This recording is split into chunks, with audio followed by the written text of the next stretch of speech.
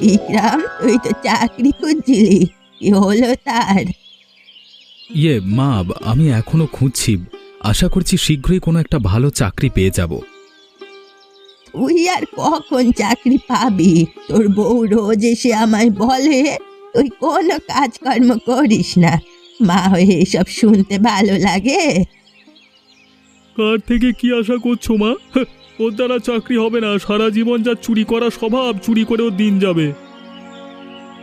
নিজে যে সবসময় ধান্দাবাজের মতো সুদখোর কৈলাসের সঙ্গে মিলে গ্রামে অবিচার করে বেড়াস। অন্তত চুরি করতে গিয়ে লোকের ঝাঁটা পেটা খাই না, বুঝলি? উফ, থাম থাম তোরা। দেখ তোদের বড় ভাইকে, গ্রামের সকলে ওর প্রশংসা করে বেড়ায়। শহর থেকে পড়াশোনা করে এখন গ্রামের উন্নতি করছে, আর তোরা? মা, থাক না এসব কথা। মা, তুমি আমাদের তোমার বড় ছেলের মতো শহরে পড়াশোনা করাওনি, না হয় আজকে আমরা অনেক উন্নতি করতাম। সারা জীবন শুধু বড় ছেলের কথাই ভেবে গেছো, তাই আমাদের সাথে ওর তুলনা করো না। মা, এত রাতে তুমি এখানে ঘুমাওনি এখনো? ঘুম আসছিল না, মনটা কেমন অস্থির লাগছে। শরীর খারাপ লাগছে তোমার? না না, তার কোনো দরকার নেই। সকালে ভুবন আর বিক্রম যা বললো তাই নিয়েই চিন্তা করছিলাম। ওদের এখনো ছেলে মানুষই যায়নি, কি বলতে কি বলে ফেলে। ওসব নিয়ে এত ভাবাভাবির কি আছে? তোর বাবা মারা যাবার পর খুব কষ্টে তোদের বড় করেছি। তুই পড়াশোনায় ভালো ছিলি, তাই তোকে শহরে পাঠিয়েছিলাম। ভুবন আর বিক্রমের পড়াশোনায় তেমন মন ছিল না।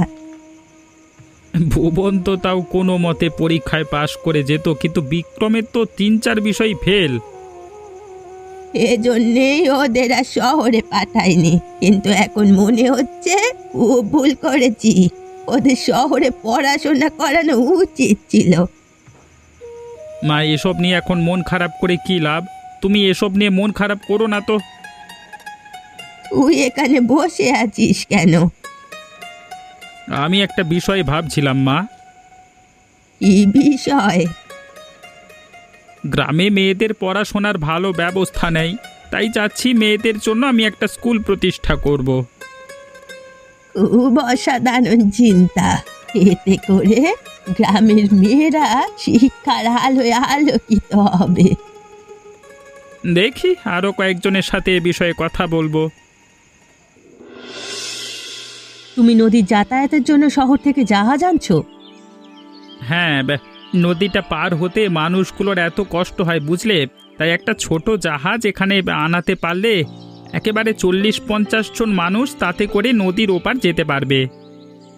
তারা কি এই টাকা দিয়ে ওই জাহাজে উঠবে, নাকি কোনো টাকা ছাড়াই? পাগল হলে গিন্নি, লোকের উপকারের জন্য আমি জাহাজ আনানোর ব্যবস্থা করেছি, আর তার বিনিময়ে টাকা নেব। পাগল আমি হইনি, পাগল হয়েছ তুমি। এতগুলো টাকা খরচ করে শহর থেকে জাহাজ এনে বিনি পয়সায় তাদের নদী পার করাবে। লীলা, আমি এই গ্রামের সবচেয়ে উচ্চ শিক্ষিত ব্যক্তি। আমি যদি এই গ্রামের উন্নয়নের কথা না ভাবি তো কে ভাববে? কিন্তু উন্নতি করতে গিয়ে নিজের যে ক্ষতি করছো সে খেয়াল আছে তোমার? গ্রামের লোকেদের চিন্তা আমার নিজের চেয়ে বেশি জরুরি আমার কাছে।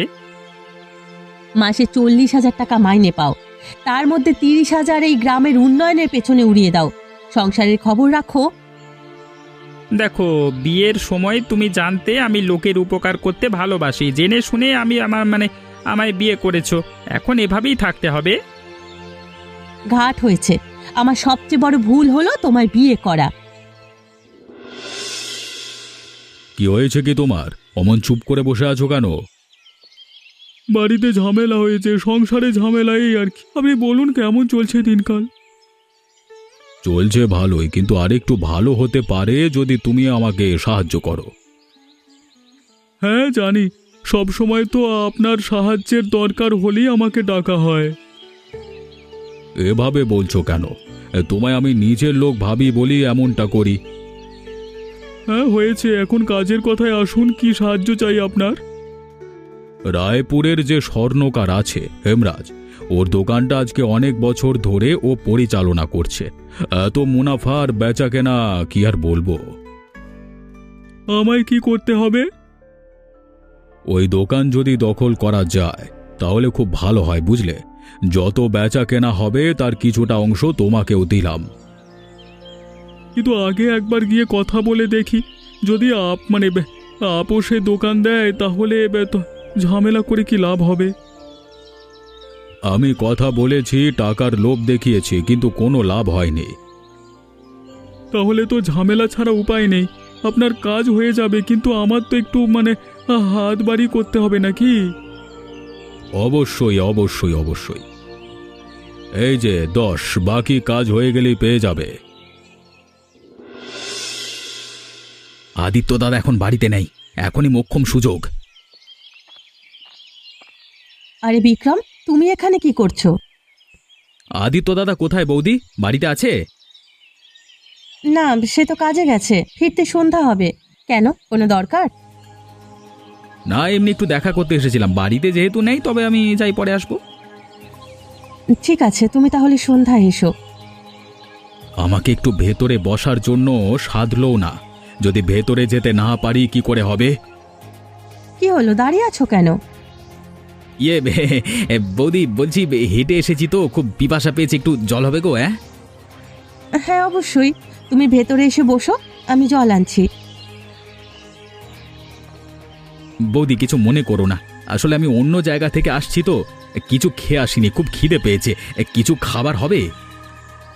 আচ্ছা ঠিক আছে, আমি দেখছি, তুমি বসো। ও খাবার নিয়ে আসতে আসতেই আমি কাজটা আমার সেরে ফেলি।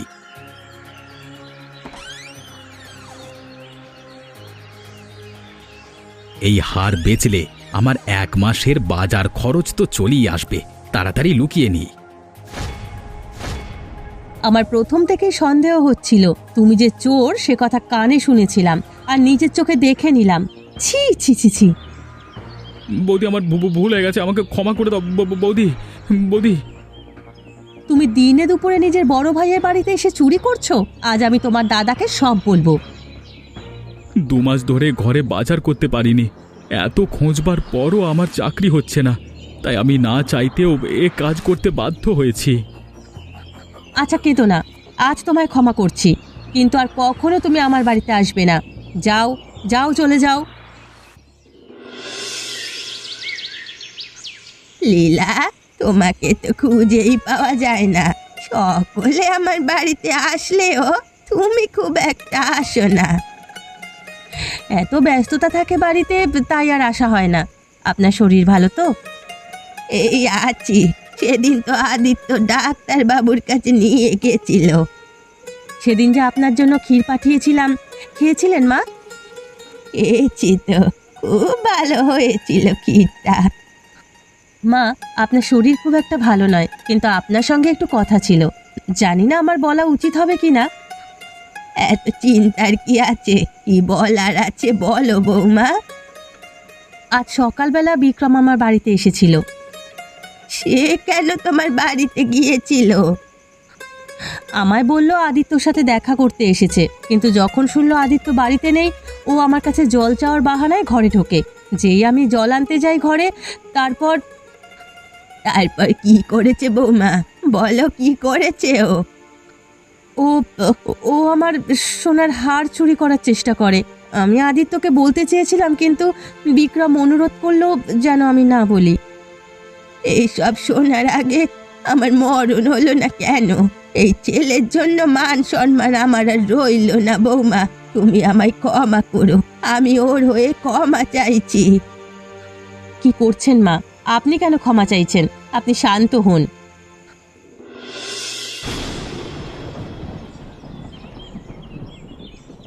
দাদা, কোথায় যাওয়া হচ্ছে? ভুবন, কিরে তুই হঠাৎ এখানে? তোকে তো কৈলাসবাবুর দোকান ছাড়া কোথাও পাওয়া যায় না। আজকে আকাশে মেঘ করেছে, মনে হচ্ছে খুব জোরে বৃষ্টি আসবে, তাই ভাবলাম একটু চা খাই। তুমি কোত্থেকে আসছো? স্কুলের ব্যাপারে শিক্ষা অধিদপ্তরের কর্মকর্তাদের সঙ্গে কথা বলে এলাম। স্কুল? গ্রামে তো 3-3টে স্কুল আছে, আবার স্কুল কিসের জন্য? যেগুলো আছে তার মধ্যে দুটোই ছেলেদের, আর বাকি একটা মেয়ে আছে, কিন্তু খুব কম, তাই মেয়েদের জন্য আলাদা করে একটা স্কুল বানাবো। তুমিও তো খুব ঠাট্টা জানো দাদা, মেয়েদের আবার স্কুলের কি দরকার বলো তো? অবশ্যই দরকার আছে, ছেলেদের পাশাপাশি মেয়েদেরও পড়াশোনা করা দরকার, না হয় সমাজ আগাবে কি করে। শতাব্দী ধরে এই গ্রাম পুরুষেরাই চালিয়ে আসছে, এখানে কর্তাও পুরুষেরাই, আর সমাজও চলে পুরুষের কথায়। কিন্তু এখন এই চিন্তা পাল্টাতে হবে, সমাজে নারী পুরুষ দুজনেরই অবদান রাখতে হবে, আর এর জন্য শিক্ষার সমকক্ষ আর কিচ্ছু নেই। মেয়েরা সংসার সামলাবে নাকি পড়াশোনা করবে? পড়াশোনা করলে দোষের কি আছে? অবশ্যই দোষের, তুমি ভুল করছো দাদা। আমার ঠিক ভুলটা আমাকেই বুঝতে দে, তুই বসে বসে চা খা, আমি চললাম যত সব।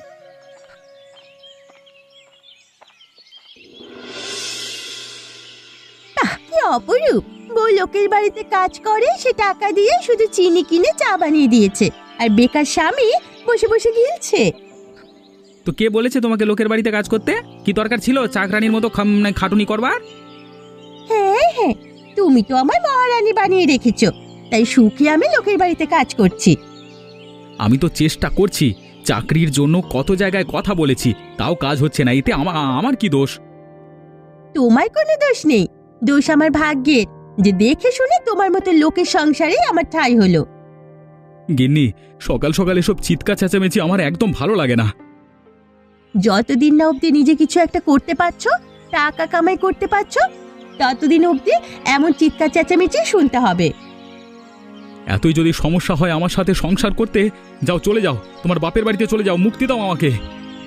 চিন্তা করে না, খুব শীঘ্রই যাব, এবার আর ফিরে আসবো না। এসো না, আসতে বলেছে কে? তুমি না আসলে আমি বাঁচি। আমি তো লোকের বাড়ি কাজ করে টাকা কামাই করে আনছি, আমি গেলে দেখবো কি করে তোমার কপালে দুবেলা ভাত জোটে। কে শুনছি ভুবন, তোমার বড় ভাই আদিত্য নাকি মেয়েদের জন্য স্কুল করছে, মেয়েদের পড়াশোনা করাবে?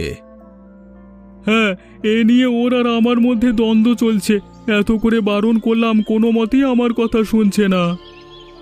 থাক, গ্রামের ভালো করতে চাইছে, কিন্তু হাসির ব্যাপার হলো স্কুল খুলবে ঠিকই, কেউ তাদের মেয়ে পড়াশোনা করতে পাঠাবে না। যা বলেছেন, যখন দেখে স্কুলে কোনো মেয়ে আসছে না, নিজে থেকেই দোকান বন্ধ করে দেবে। সেসব ছাড়ো, আমার কাছে তোমার জন্য খুব ভালো একটা প্রস্তাব আছে। কিসের প্রস্তাব বলুন শুনি।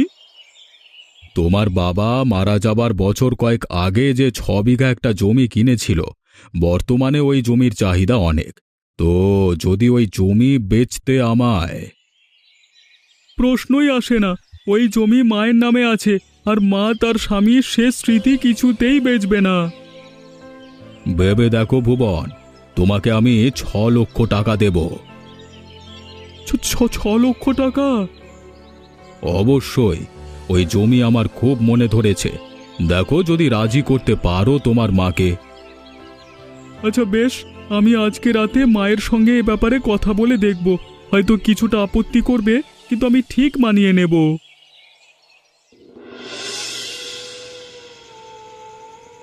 মা, কেমন আছো তুমি? এসেছে? আমি গো মা, আমি ভুবন, কতদিন তোমার সঙ্গে বসে খাবার খাই না, আজকে রাতের খাবার আমরা একসঙ্গে খাবো। যখন তোদের বিয়ে হয়েছে, তোদের আর সময়ই হয় না আমার সঙ্গে বসে খাওয়া দাওয়া করার। আজ তুই আমার সঙ্গে খাওয়া দাওয়া করতে এসেছিস, আমি খুব খুশি হয়েছি বাবা। মা, বাবার ওই যে 6 বিঘা জমিটা আছে না, ওই জমি নিয়ে তোমার কোনো পরিকল্পনা আছে? ওই জমি?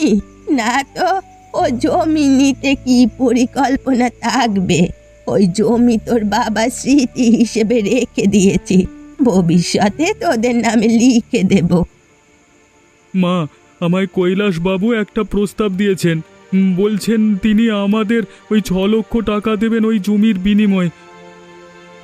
না, এ কাজ করা যাবে না, তাকে বল আমি ও জমি বেচবো না। ওই জমি তো পড়েই আছে, ভাবো 6 লক্ষ টাকা পেলে তোমার চোখের চিকিৎসাও করানো যাবে মা। ওই জমি তোর বাবার শেষ চিহ্ন। ওই জমি আমি কোটি টাকার বিনিময়েও বেচবো না। এই জন্যই তোমায় কোনো কথা ভালোবেসে বোঝাতে নেই, তোমায় অন্যদের মতো করেই বোঝাতে হবে। আমি যাচ্ছি। তুই না বলেছিস একসঙ্গে খাবার খাবি? খাবারে নিকুচি করেছে।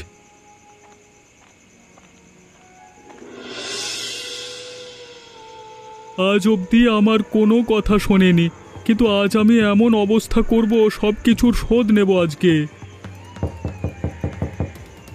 কে? আমি ভুবন।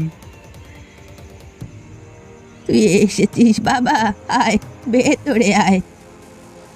আমি ভেতরে আসব, কিন্তু তুমি বাইরে যাবে সারা জীবনের জন্য।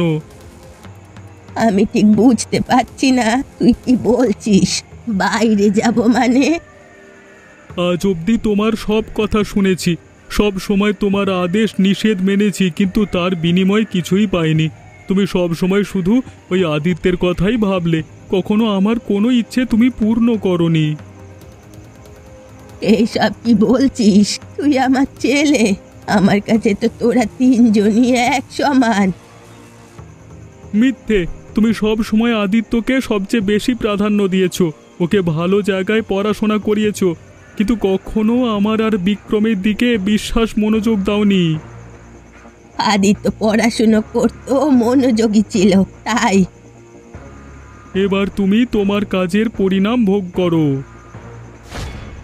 আজ থেকে বাড়িতে তোমার কোনো স্থান নেই।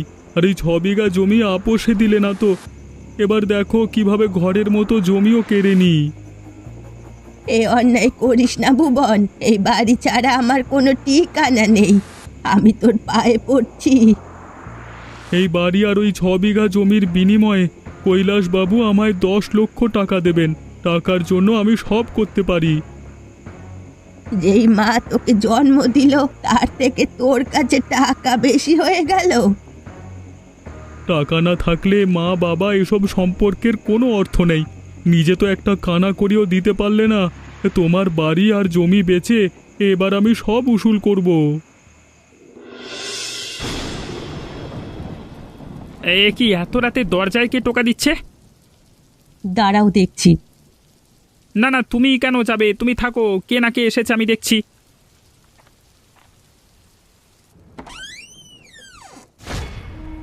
মা, এত রাতে তুমি এই ঝড়ের মধ্যে এখানে কি করছো?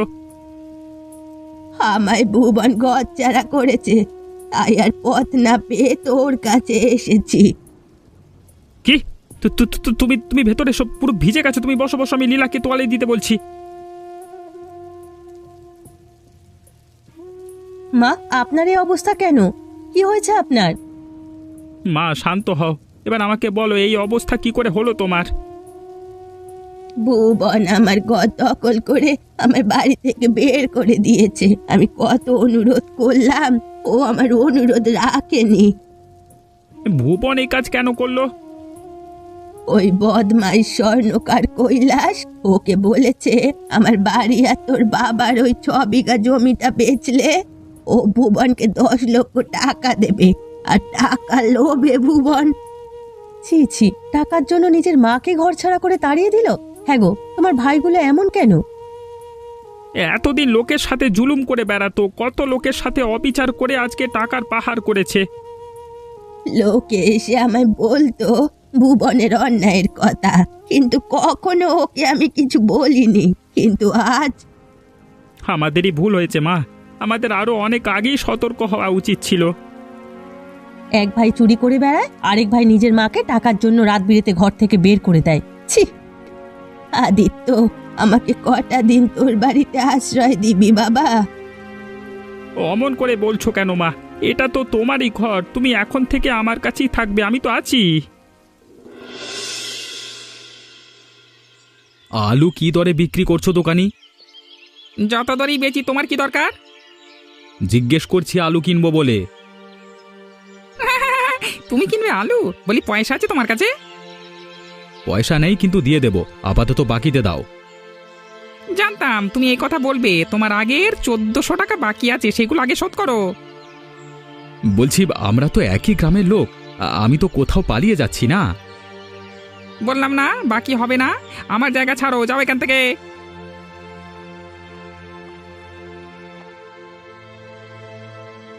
আরে আরে তুমি আলু চুরি করছো, এই চোর চোর কোথাকার, এই দাঁড়াও, তুমি চুরি আজকে বার করছি তোমার ভাই, এই সবাই মারো, কে ঠ্যাও উদুম ঠ্যাও। এখানে এত ভিড় কেন? আরে সরুন সরুন। আদিত্য বাবু, আপনার ভাই বিক্রম দিনে দুপুরে আমার দোকান থেকে সবজি চুরি করছিল।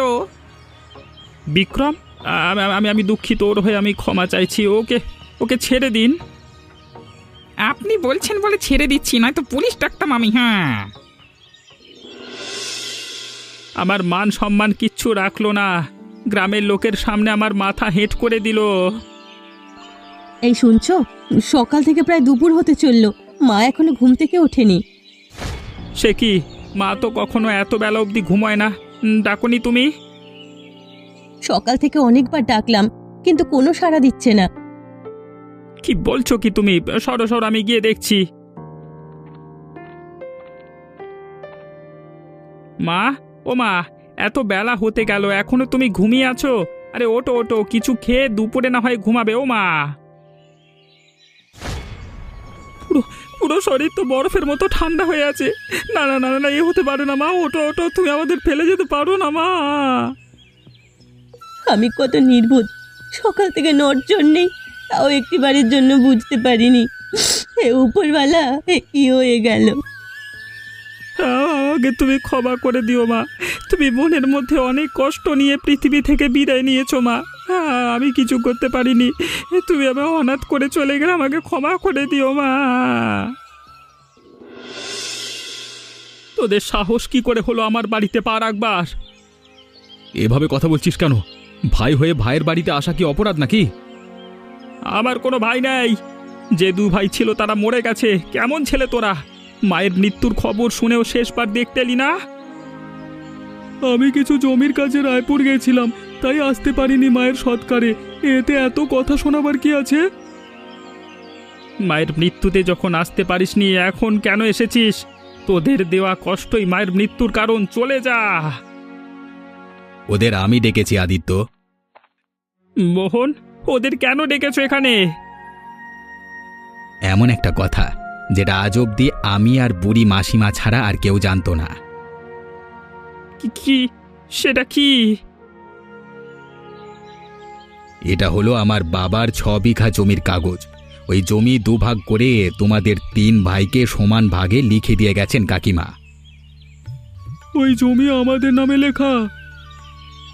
হ্যাঁ, শুধু তাই নয়, মাসিমার জীবন বীমা করানো ছিল, যা শুধু আমি জানতাম। তিনি আমায় বলেছিলেন তার মৃত্যুর পর বীমার টাকা তোমাদের আমি বুঝিয়ে দিই। মোট 13 লক্ষ টাকা আছে, তোমরা ভাগ করে নিও।